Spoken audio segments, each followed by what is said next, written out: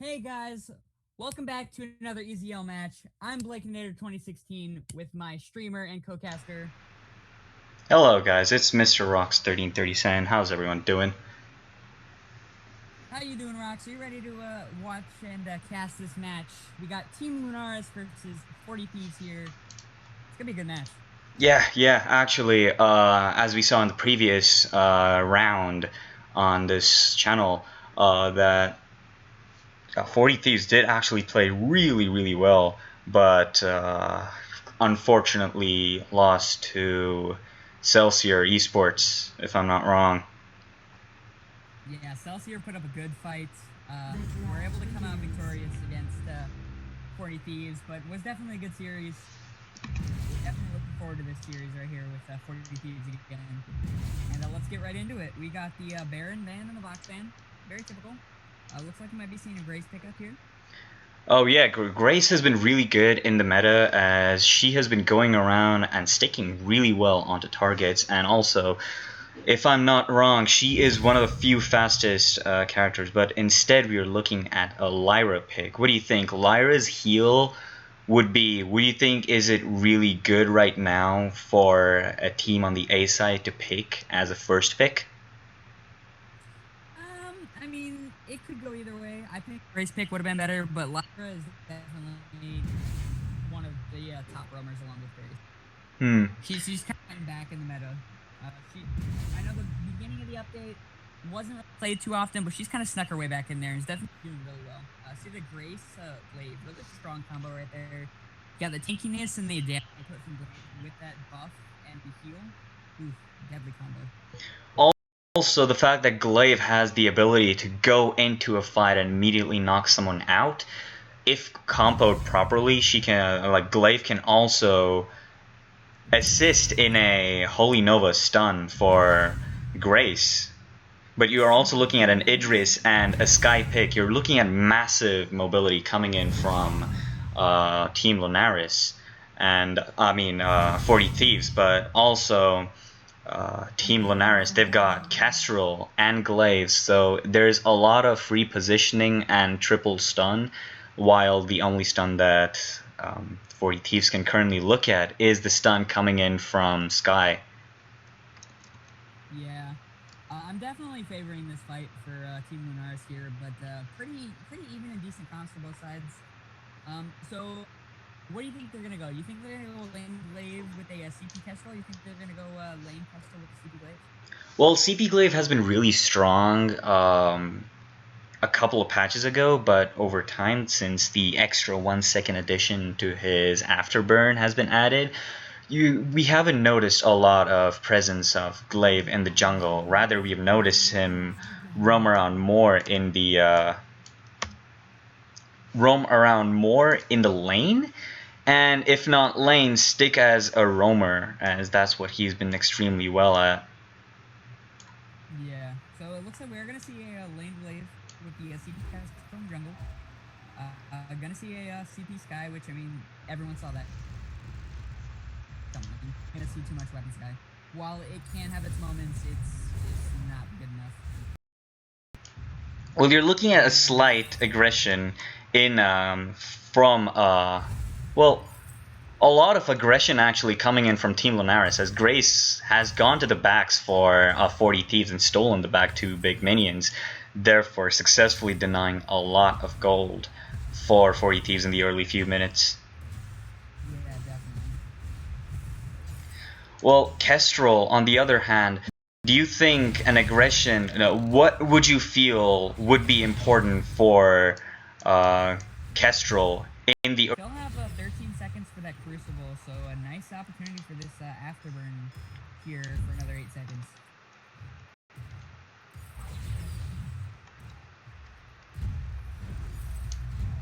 Chakram coming out, not going to connect with anyone. Glimmer shot's coming out, all three of them connecting. Tech getting really low. Another Glimmer shot coming out, not hitting Ardek. Death from above, gonna land on both Kestrel and Glaive. Roni getting low, Turtleite getting the heal off. The ultimate coming out from Idris, and that's gonna take out Roni on the Kestrel. The Holy Nova gonna stop that forward barrage. Gonna hit a few turret shots off, but other than that, that's a nice engage for 40 Thieves.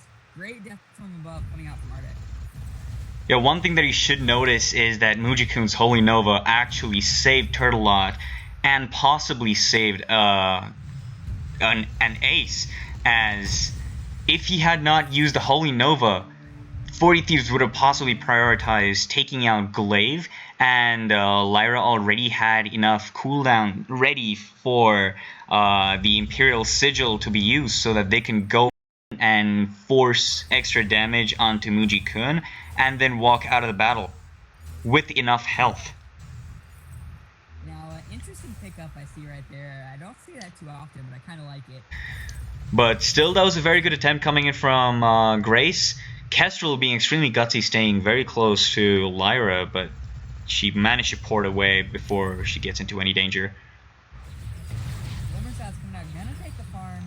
Gonna get Ardek pretty low. Maybe a one-shot, one-kill coming out? One-shot, one-kill cannot be expected at this time because you're not looking at any aggression coming in from either team, so getting an attempt on the kill wouldn't be useful as Sergio already has a standard renewal and reflex block. Yeah. So looking to get some nice damage up here. Afterbird coming out, Keck is going to block it. Or not Keck. Yeah, Keck did block it. Well, that was a very good aggression attempt for Idris, but the Grace heal did manage to rescue Glaive. Yeah. Oh, nice Limmer shots coming out. Afterbird not going to connect because of the blink coming out from Idris. Oh, nice damage coming out from Lyra, and that's going to be a kill for Roni on that Kestrel. Looking to get some nice damage off on this turret, and that's going to be a turret for Team Lunaris. Well, good plays coming in from Team Lunaris, but you should also see that none of the damage dealers from Team Lunaris have any energy in their reserves, so they will be forced to recall, and that's what they exactly did. They did recall, so this means that 40 Thieves have some time to regain back whatever they lost by getting a couple kills, getting a couple CS covered, because 15 minutes in and you're still looking at a balanced scoreboard, just a small difference of about 1,000 gold. At 15 minutes, it's not that big, so this means that both teams are playing either passively or just aggressive enough for both of them to stay away from each other, as they know that any misposition would result in a guaranteed death. Yeah. So, both teams grouped up, looking to possibly... Well, one thing's for sure is that Idris and the Sky have 3 items in their pockets, so you're looking at a lot of damage coming in from 40 Thieves. But Kestrel also is going extremely glass cannon with 3, with a double broken myth and a frostburn. So probably the next item that Kestrel will be going towards would be a Shatterglass or a reflex block, because without any defense, you would have to play extremely carefully, but looking at the number of deaths and out-positioning that Kestrel has been caught out with, I'd feel that building a defensive item would be a better idea. So, we seem to be double piercing shard coming out from Kestrel, so looking to do some nice pierce damage. Hasn't quite got that second broken myth out yet, but having the double shard, that's going to be some nice pierce. About 30% pierce, that's good, but you should also look at the enemy team. 40 Thieves, they have mere nothing on the shield, as none of the... Well, the only person to have shield in their inventory is Idris. Glimmer shots coming out, doing some nice damage on Sergio. One connecting with Ardek. Looking to go in here, forcing 40 Thieves back into their jungle a bit. Definitely looking to take control of this, bring it more to their advantage. Heck, trying to come out from below, but they're going to rotate up to the lane. Looking to push this turret, force them to come up for the team fight. Well, that was a very good trap placement by Roni, but they expected the trap, so they decided to miss the spot and go into the bush and get out under their turret. That was a very good trap placement, but Idris, his prediction of the trap was also really good.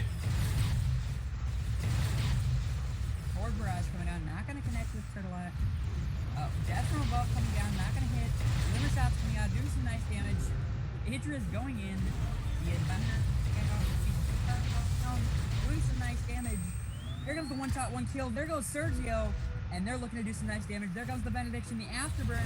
Glimmer shots coming down. There goes Sky, and that's going to be 2 kills for Team Lunaris, and they're looking to go for this Kraken. Yeah, that was a very, very good play coming in from Kestrel. As Kestrel in the early few minutes. With the Glimmer shots. Oh, one more, and there goes Keck. That's going to be an ace. Great play by Roni. Seeing Idris going, trying to push the lane a little bit while they go for the Kraken. Takes advantage of that and catches him. And that gets him the ace. Well, I would say good plays coming in from everyone from Team Lunaris, but defensive-wise, I wouldn't say that they did a very good job. On the other hand, for Thieves, they're playing really defensively. If you notice, they had never been extremely aggressive. They always stayed in around the back lines. They stayed close together all the time. And whenever they went too deep, they would go all in. But I still wouldn't want to take away the applause coming on to Team Lunaris, as they did play really well when it came to the aggression. So would you say offense is the best defense, or would you say defense is the best offense in this case? I think they played really well. 40 Thieves did good. I think Sky should have worked towards that Aegis maybe a little bit sooner, because that Kestrel was dealing out some nice damage. But they just weren't able to do much. If they got onto the Kestrel would boots out. She get a divine intervention from Grace. They weren't able to focus them down fast enough, and just having that broken myth with the double pierce, even having the shield wasn't doing a ton, and they were just overwhelming 40 Thieves too much, and they just weren't able to do anything. I feel you. Alright, so with this we come to the first 5-minute break, and we will be back, and until then, we'll be back in about 5 minutes, and until then, just go get yourself a cup of water or something.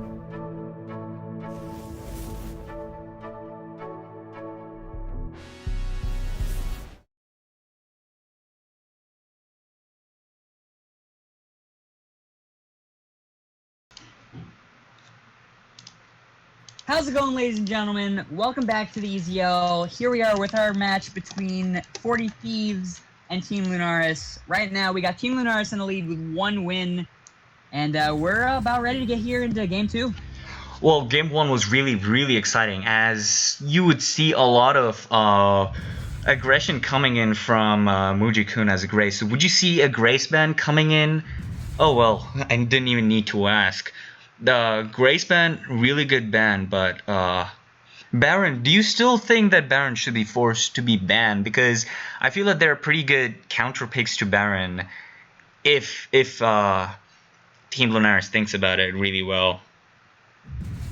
Yeah, I mean, Baron is a really strong pick and can honestly 1v3, even if you get shut down early game. If you can just last long enough to late game, you can turn around really bad Baron.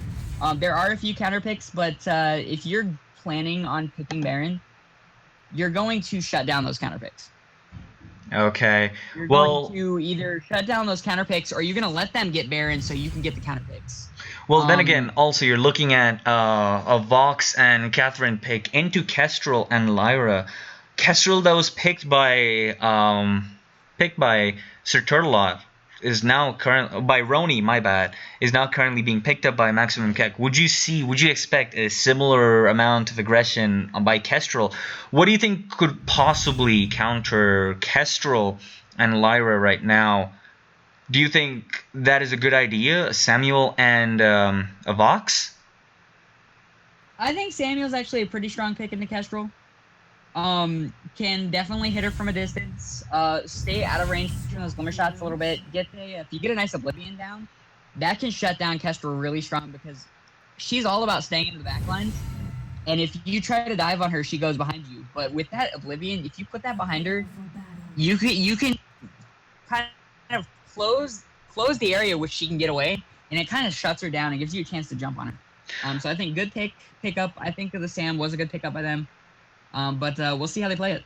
But then again, you're also looking at Sky and a Kestrel pickup. This is going to be a weapon power Kestrel and a crystal power Sky. So if they play the way they played before, you're looking at a Sky who's trying to be aggressive but staying on the back lines, but is still being scary enough for Team Lunaris to stay very careful be very careful around Sky. So would you possibly expect an early game aggression coming in from Sky, since Samuel is a somewhat late game hero, although his level 2 level spike is one of the most strongest in game?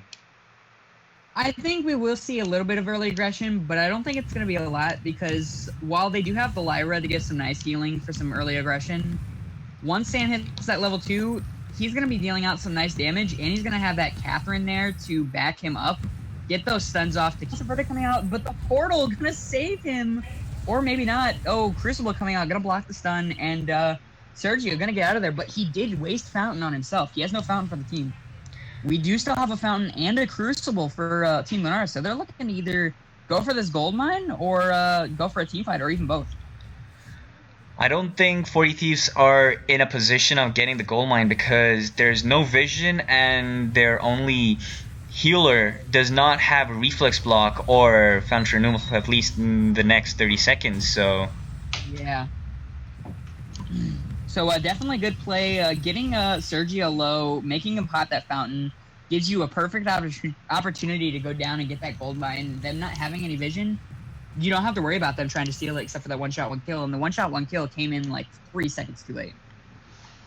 Well, it was still an attempt, as 40 Thieves did not have any possible vision set down over there, and the only one that was set around the gold mine was popped off by Muji-kun. Yeah. Right now, what I would say is play defensively and start farming and collecting farm, because that's what they can possibly do to close that gold gap that you're looking at. About 3k gold at about 12 minutes. That is massive compared to the last game. Ooh, Malice of Verdict coming out, doing some nice damage. Oblivion coming down, gonna use the Crucible to block it. They have no Crucible for the Silence. Well, it's either the Silence or the Oblivion. I would say the Oblivion was a better choice, because Silence, even though the Silence is in, Kestrel can try to dish out a lot of damage with the basic attacks, and if not that, they can walk away as, well, I've had a feeling that Lyra had a Warp Trades, but she does not have Warp Trades, so that is one thing that does put them in a disadvantage.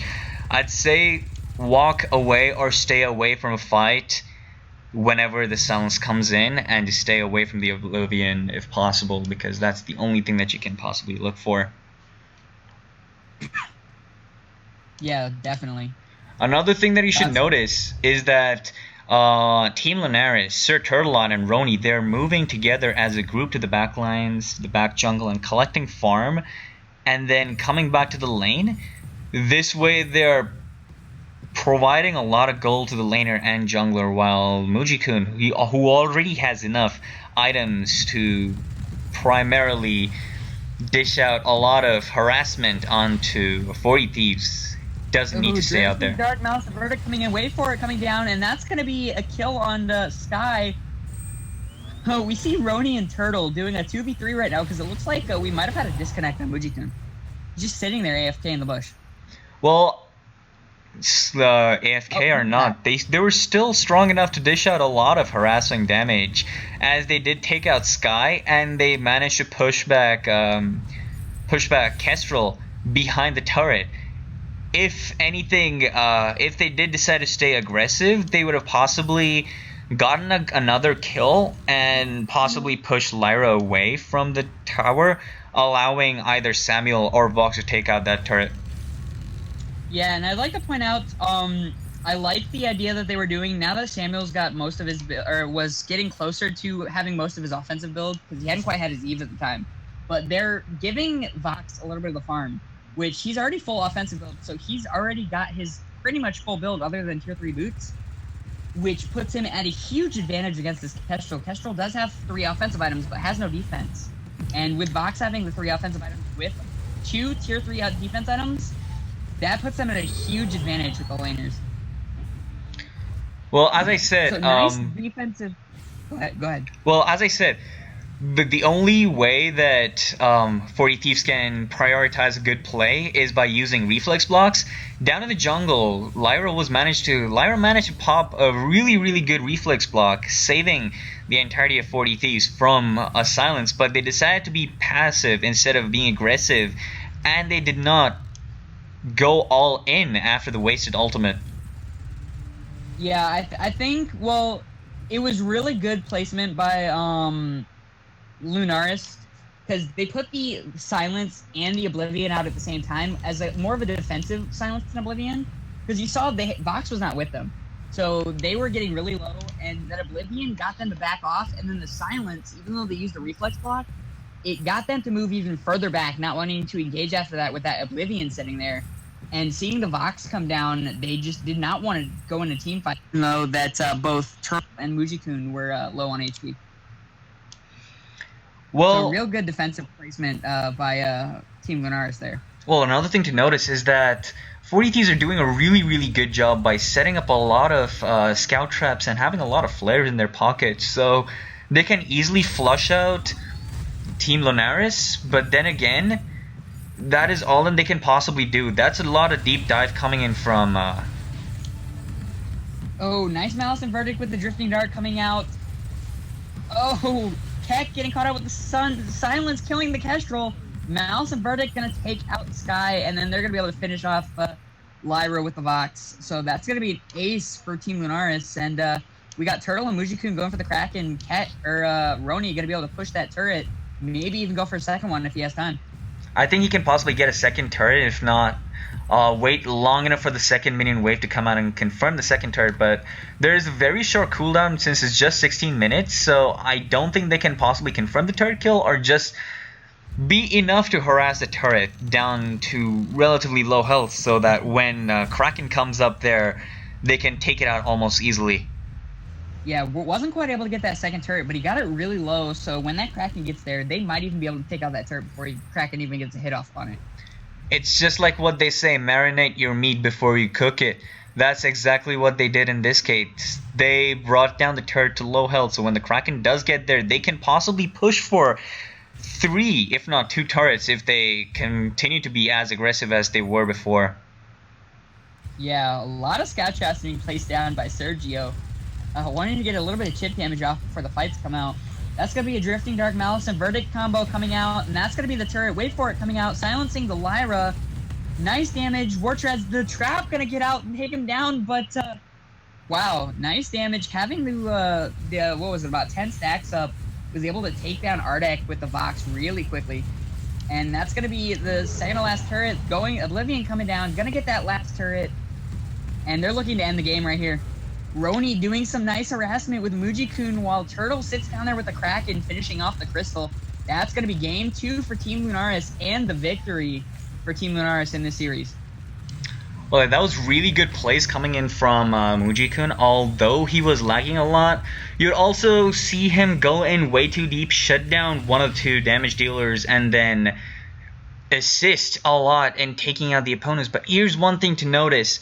Samuel and Vox, they were going in extremely aggressively, using Samuel prioritizing his Drifting Dark, using his Malice and Verdicts, harassing Kestrel a lot, throwing her in the backlines all the time. Vox would take advantage of that and dash all the way in and take out the Sky, because it creates a mindset that Kestrel is being heavily focused so Sky can walk away, as Sky is not getting any damage right now. But immediately after that mindset is established, Roni did decide to go and take out Ardek, and when that happened, most of the time they could not continue a team fight